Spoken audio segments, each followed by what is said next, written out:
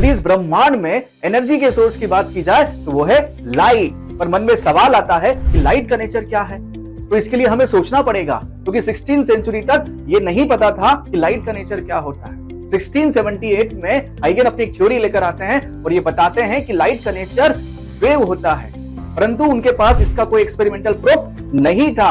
इस कारण से हाइगन की इस पूरी थ्योरी को एक बंद बक्से में डाल दिया जाता है। फिर 1704 में न्यूटन साहब अपनी कॉर्पस्कल थ्योरी लेकर आते हैं और ये बताते हैं कि जो लाइट का नेचर है वो वेव नहीं पार्टिकल है।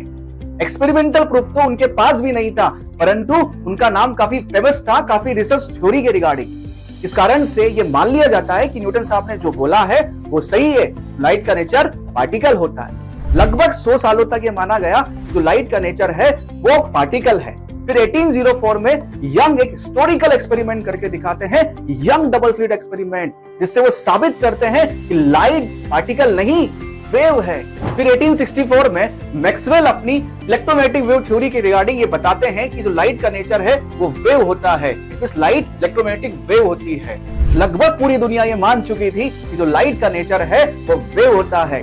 19वीं सेंचुरी की शुरुआत में लेनार्ड अपना एक एक्सपेरिमेंट कर रहे थे। उस एक्सपेरिमेंट में वो ये दिखाते हैं कि जो लाइट का नेचर है वो वेव नहीं पार्टिकल है। फिर आइंस्टीन भी अपनी फोटो इलेक्ट्रिक इफेक्ट थ्योरी लेकर आते हैं और ये बताते हैं कि जो लाइट का नेचर है वो पार्टिकल है। अरे भैया हो क्या रहा है, चल क्या रहा है, ऐसा मैं नहीं, उस समय की दुनिया सोच रही थी। फिर डी ब्रोगली 1923 में आकर बोलते हैं कि भैया लड़ने की किसी को आवश्यकता नहीं है, दोनों ही सही है। Light sometime behave as a particle and sometime behave as a wave. पर उनसे पूछा जाता है भैया डी ब्रोगली कौन, क्या आपके पास इसका एक्सपेरिमेंटल प्रूफ है?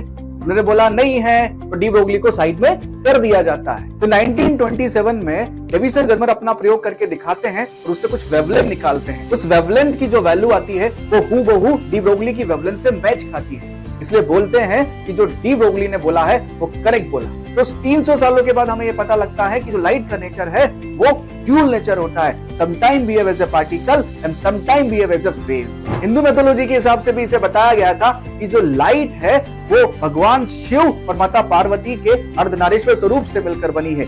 शिव मीन्स पार्टिकल, शक्ति, एनर्जी मीन्स वेव, और इन दोनों के कॉम्बिनेशन से लाइट का निर्माण होता है। ऐसी रोचक जानकारियों के लिए जुड़े रहिए MGCI के साथ।